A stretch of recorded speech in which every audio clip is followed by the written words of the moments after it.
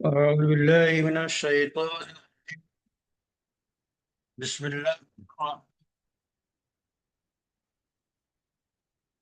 يا أيها لا تدخلوا بيوتا غير بيوتكم حتى تستأنسوا وتسلموا على أهلها. ذلكم خير لكم لعلكم ذلك خير لكم تذكرون. وإن لم تجدوا فيها أحدا فلا تدخلوها.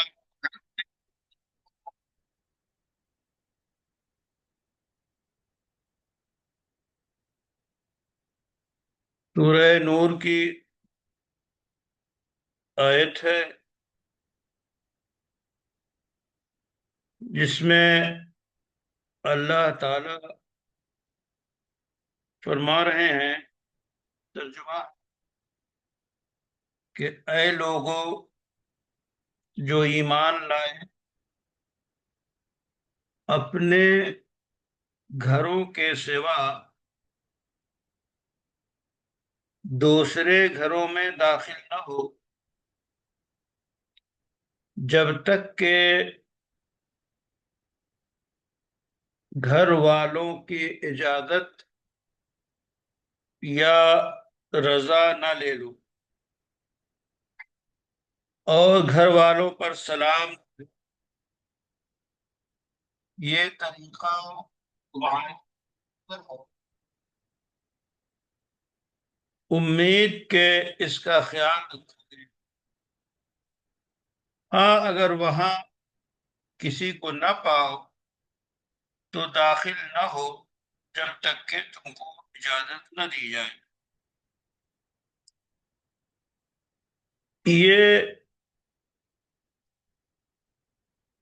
انسانی معاشرے کے تحفظ، اس کی بقا، اخلاقیات کے معیار بلند کرنے اور بہتر خوشگوار معاشرتی زندگی گزارنے کے بارے میں اللہ تعالیٰ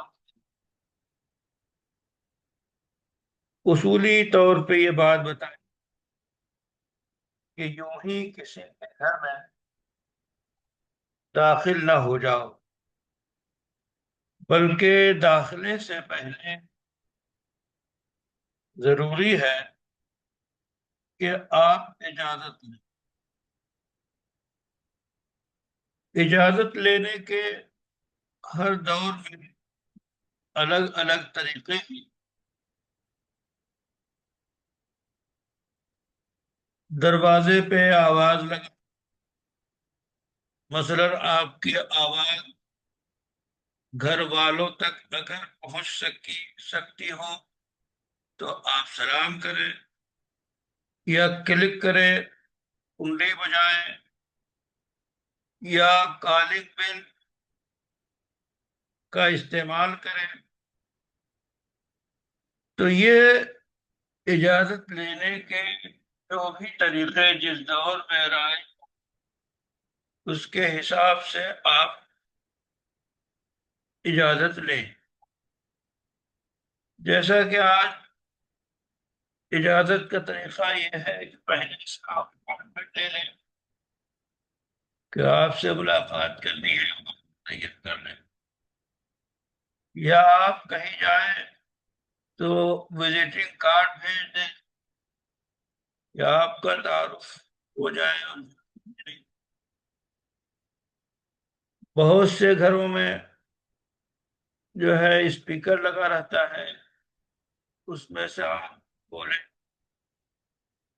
اگر وہ بڑا گھر ہے تو آواز اس سے پہنچتی ہے. بہرحال اجازت لیے بغیر کسی غیر کے گھر میں داخل نہ ہو. قرآن نے یہاں لفظ استعمال کیا ہے، حتی تستانسوا.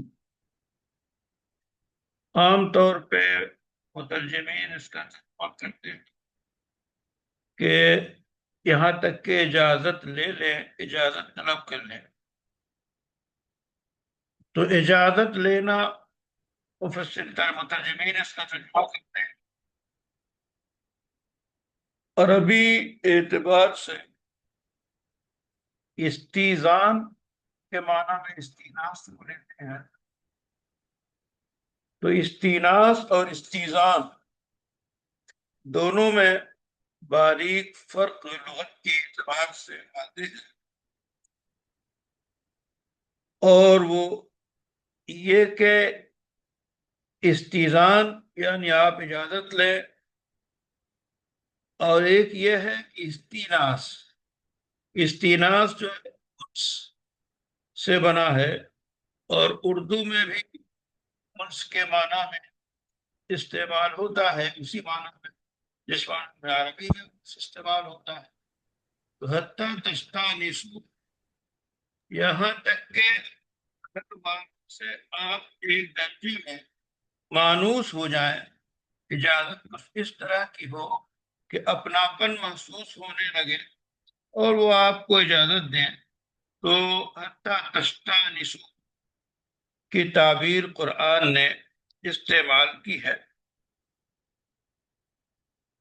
اور حقیقت یہ ہے کہ جاہلی دور اہل عرب کا جو طریقہ تھا وہ اجازت لینے کا یا تسلیمات کا، وہ کہتے حییتم صباحا حییتم مساحا، یعنی آج کل جو انگریز ترقی یافتہ گڈ مارننگ اور گڈ نائٹ یا گڈ ایوننگ کی تعبیرات استعمال کرتے ہیں، تو یہ کوئی نئی چیز نہیں ہے۔ عربی جاہلی دور میں بھی حییتم صباحا حییتم مساء، صبح بخیر، شام بخیر، شب بخیر کے الفاظ استعمال ہوتے تھے۔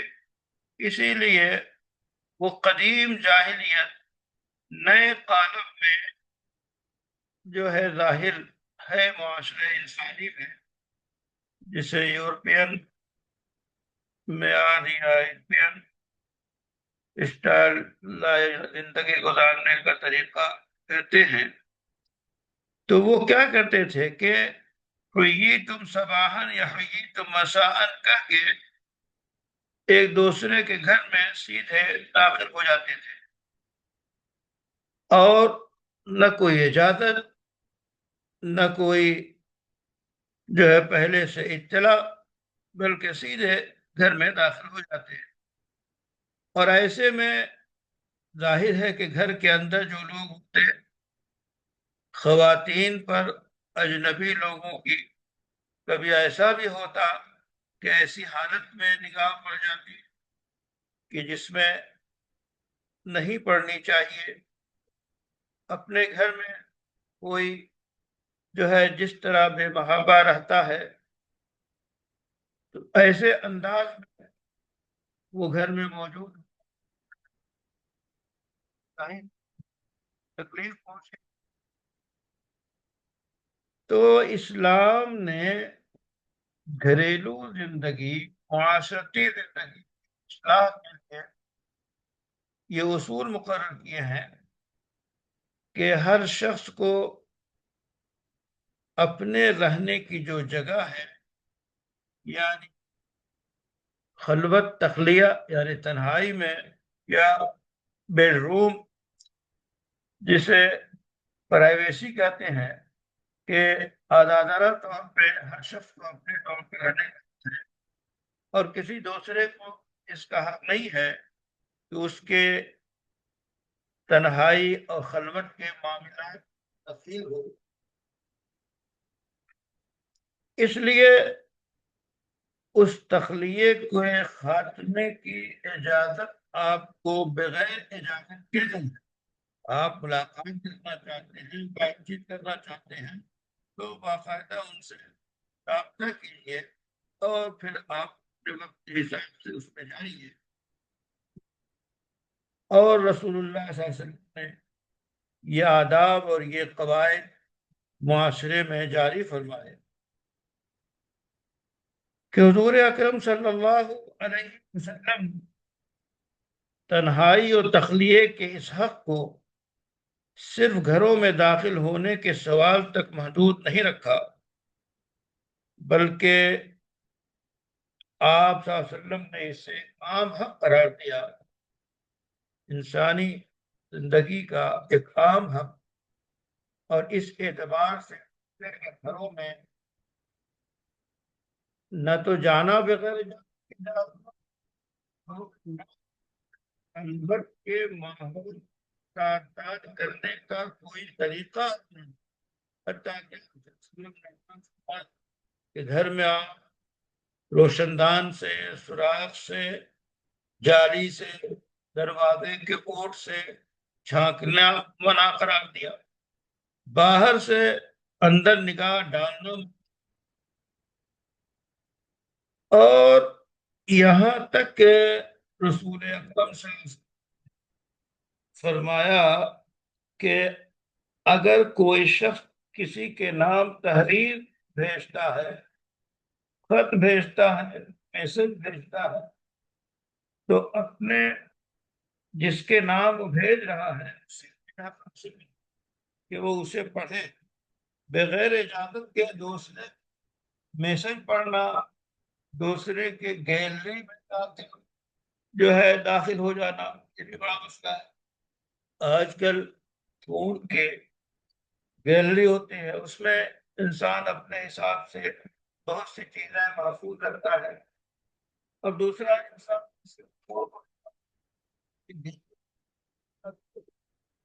تو یہ بھی اس حق کے اور پرائیویسی کے خلاف ہے۔ تو جس طرح خط پڑھنا ممنوع قرار دیا رسول اللہ صلی اللہ علیہ وسلم نے، اسی طرح اس ترمانہ میں جتنی چیزیں ہیں بغیر اجازت کے نہیں پڑھی جائیں گی۔ اور اس سلسلے میں حضرت ثوبان، جو آپ صلی اللہ علیہ وسلم کے آزاد کردہ غلام ہیں، کی روایت موجود ہے کہ حضور صلی اللہ علیہ وسلم اذا دخل المصر فلا اذن، اذا دخل البصر، اذا دخل البصر فلا اذن، یعنی کسی کے گھر میں، خلوت میں جب آپ کی نگاہ پڑ گئی تو گویا نگاہ کا پڑنا ایسے کیا اس کے اندر داخل ہو، اس لیے اب اجازت مانگنے کا کیا موقع، تو گویا اس سے منع فرمایا۔ اور یہ روایت آپ کے سنن ابو داؤد میں موجود ہے۔ حذیل ابن شرحبیل جو ہے، وہ کہتے ہیں کہ ایک شخص رسول اکرم صلی اللہ علیہ وسلم کی خدمت عالیہ میں حاضر ہوئے اور دروازے پہ کھڑے ہو کر انہوں نے اجازت مانگنا شروع کیا۔ حضور صلی اللہ علیہ وسلم نے فرمایا کہ یہ ہے اجازت، فَإِنَّمَا الْإِسْتِئْذَانُ مِنَ النَّذْرِ، کہ نگاہ ڈالنے سے، نگاہ پڑنے کے سلسلے ہی میں تو اجازت لی جاتی ہے، یعنی گھر کے ماحول پہ، گھر کے لوگوں پہ نگاہ نہ پڑے۔ اگر آپ بالکل دو پارٹ کھلے ہوئے دروازے پہ کھڑے ہو جائیں اور وہاں سے اجازت مانگے تو آپ کی نگاہ صحن پہ بھی پڑے گی اور اندرونی جو ہے کمروں میں بھی پڑے گی۔ مطلب یہ ہے کہ اندر کے لوگ گھر میں اپنے آزادانہ ماحول میں رہ رہے ہیں، اب آپ بے محابہ اس میں داخل ہوں گے تو ان کے اس آزادی پہ آپ جو ہے خلل ڈالیں گے، ان کے حق میں آپ حملہ کریں گے، اس کی اجازت نہیں ہے۔ اور اسی واسطے آپ صلی اللہ علیہ وسلم نے یہ فرما دیا، تعلیم دی کہ جب کسی کے ہاں جاؤ تو اجازت جو ہے گھر کے دائیں حصے، دروازے کے دائیں حصے یا بائیں حصے میں کھڑے ہو کر اجازت لو۔ کیوں؟ بیچوں بیچ کھڑے ہو گئے تو نگاہ اندر پڑے گی، اس وقت کے دروازے جس انداز کے تھے، یا جب بھی اس انداز کے ہوں کہ آپ ایسی جگہ کھڑے ہو کر اجازت دیں جہاں سے گھر میں آپ کی نگاہ نہ پڑتی ہو، یہ اس کا خلاصہ ہے۔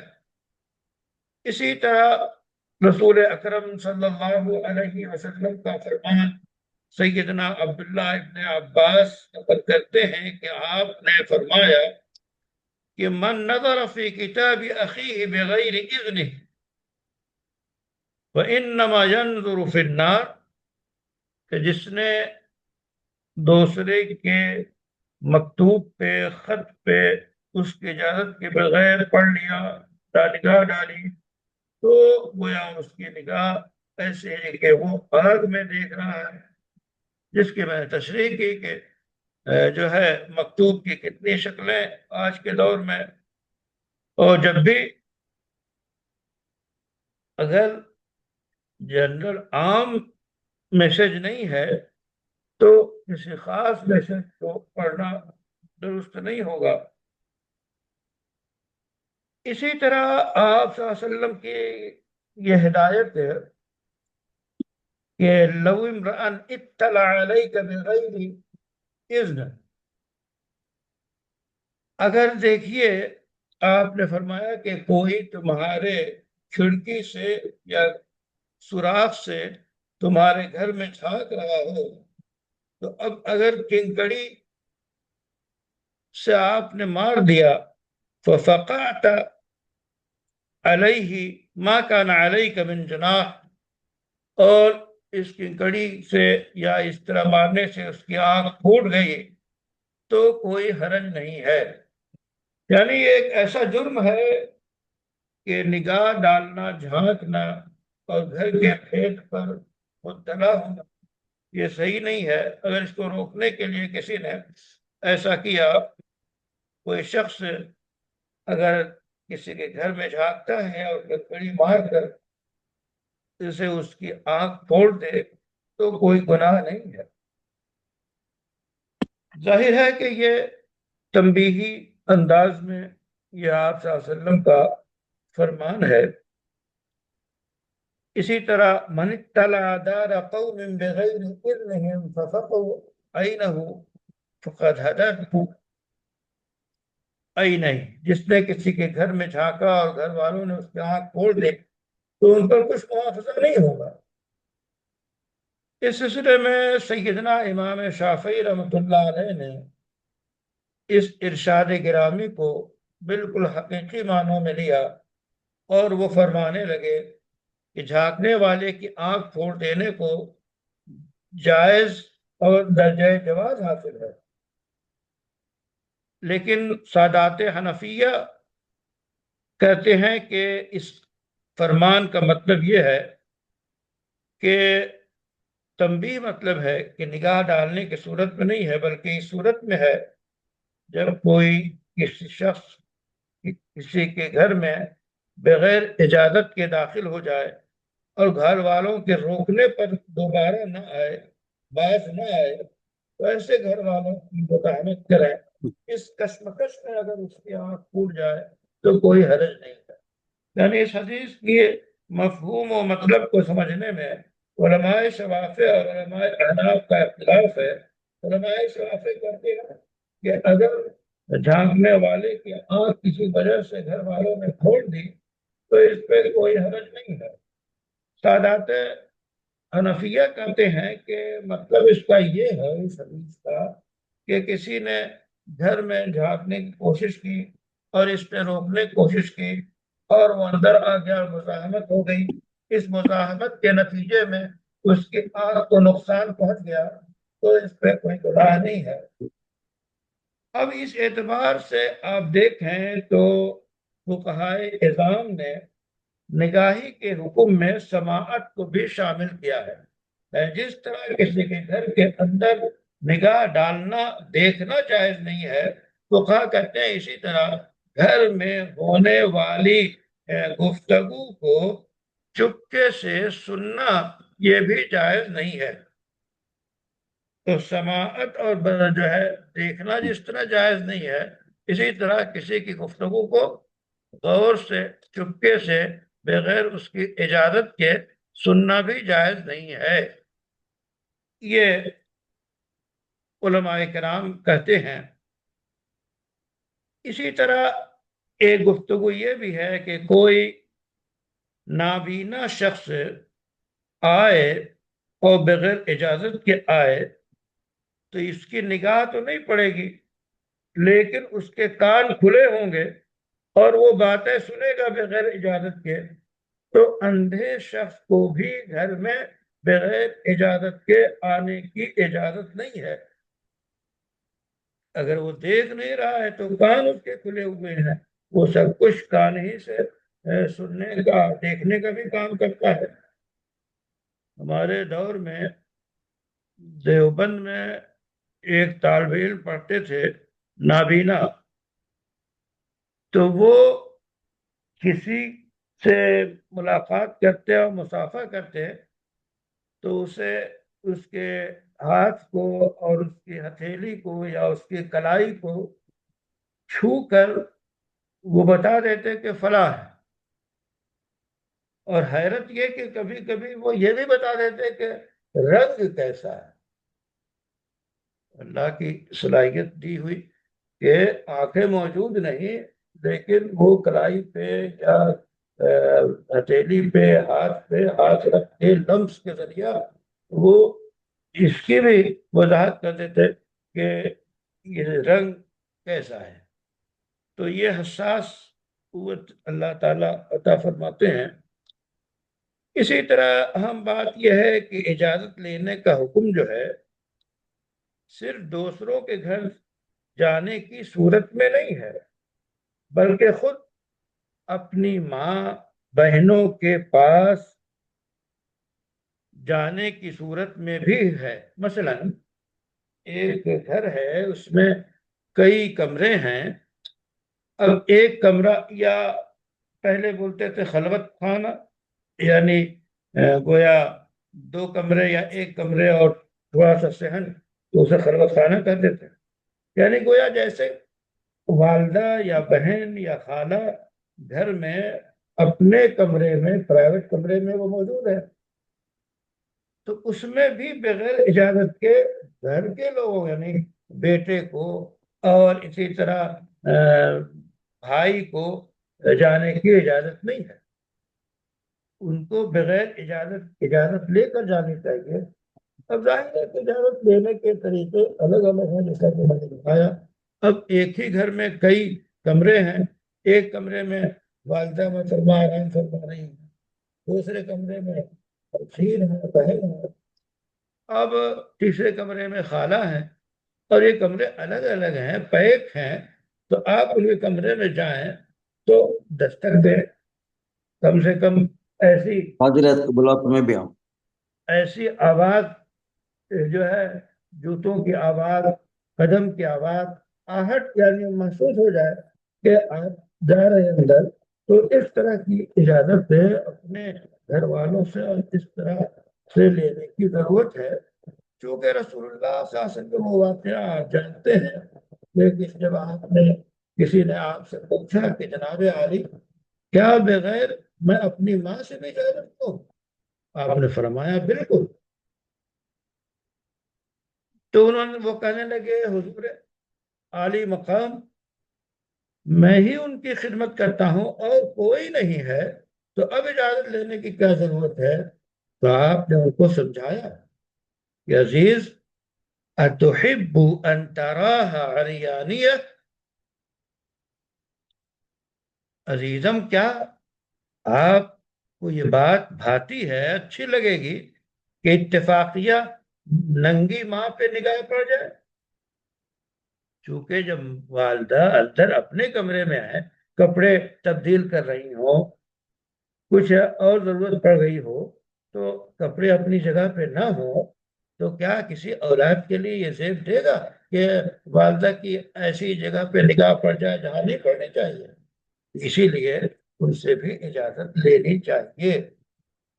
یہی حال میں نے بتایا بہنوں کے سلسلے میں، اور حافظ ابن کثیر نے بھی تفصیلات بیان کی ہیں۔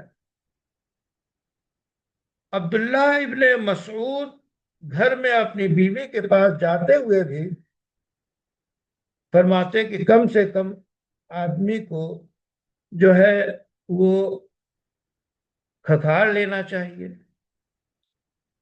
تاکہ اس میں بھی بڑی حکمت ہے، تاکہ بیوی کی جو ہے وہ اپنے طور پہ وہ ٹھٹک جائے اور کسی ایسی حالت میں نہ ہو کہ شوہر اسے اس حال میں دیکھنا پسند نہ کرے۔ اس لیے اجازت مانگنے کے سلسلے میں اور بھی تفصیلات ہیں کہ سب سے پہلے اجازت لینے کا ضابطہ متعین کیا گیا تاکہ جو لوگ آداب سے واقف نہیں تھے،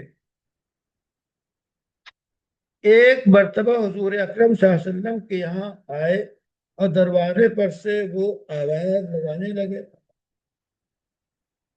اور آواز اس طرح لگانے لگے کیا میں داخل ہو جاؤں؟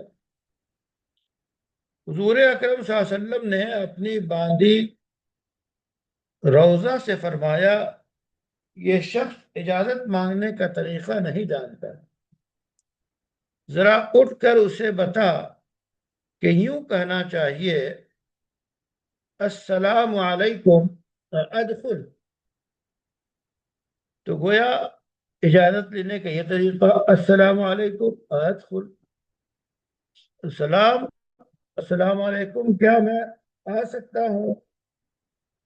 جیسا کہ میں نے عرض کیا کہ جب آپ کے سلام کی آواز وہاں تک پہنچ رہی ہو تبھی آپ سلام کریں گے۔ ایسے ہی اس سلسلے میں آپ صلی اللہ علیہ وسلم کے یہاں جابر کے بارے میں ہے کہ وہ آئے، انہوں نے دروازہ کھٹکھٹایا، آپ نے پوچھا کون؟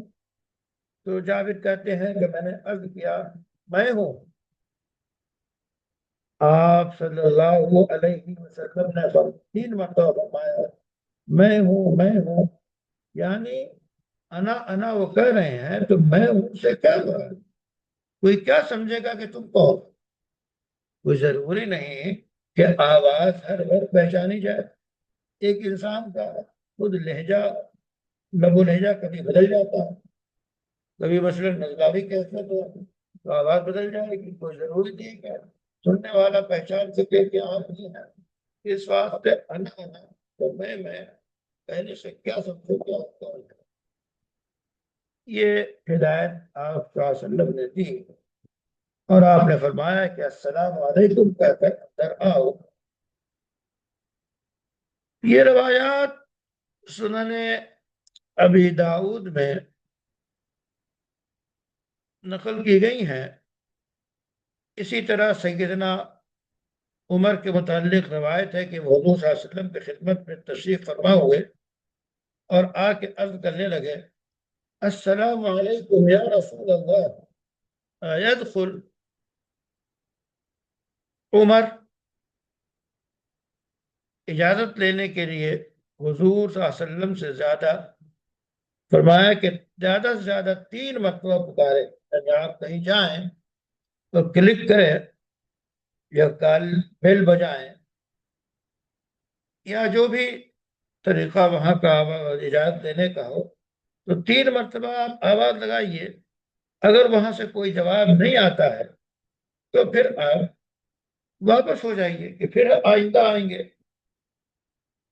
اور یہ تفصیلات سیدنا امام بخاری نے، امام مسلم نے، امام ابو داؤد نے اپنے صحیح اور سنن میں نقل کی ہے، اور آپ صلی اللہ علیہ وسلم کا طریقہ بھی یہی تھا۔ ایک مرتبہ عبادہ سعد ابن عبادہ کے ہاں تشریف لے گئے اور فرمایا السلام علیکم ورحمۃ اللہ۔ وہ فرمایا کہ 2 دفعہ اجازت طلب کیا آپ نے مگر اندر سے کوئی آواز نہیں آئی، تیسری مرتبہ جواب نہ ملنے پر آپ صلی اللہ علیہ وسلم واپس ہو گئے۔ اتنے میں حضرت سعد اندر سے دوڑ کر آئے اور فرمایا کہ حضور والا، میں آپ کی مقدس آواز سن رہا تھا، مگر میرا دل چاہے تھا کہ آپ کی زبان سے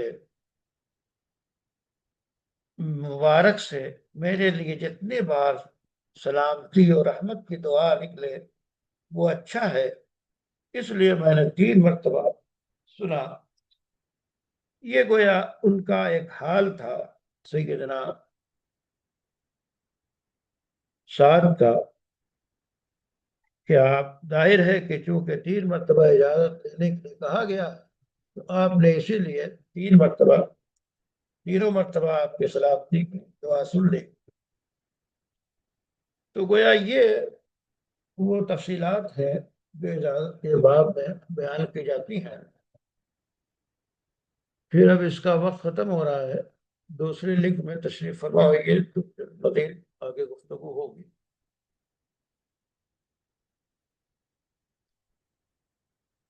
کتنے 6 لوگ موجود ہیں، اطلاع نہیں مل سکتے ٹھنڈ میں۔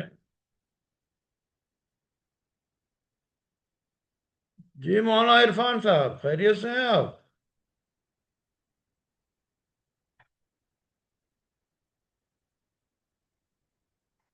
جی السلام علیکم۔ وعلیکم السلام۔ جی سکتا ہوں۔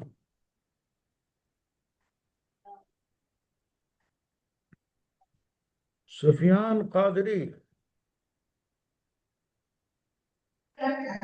جی استاد سلام۔ اور جی تم عامر جعفر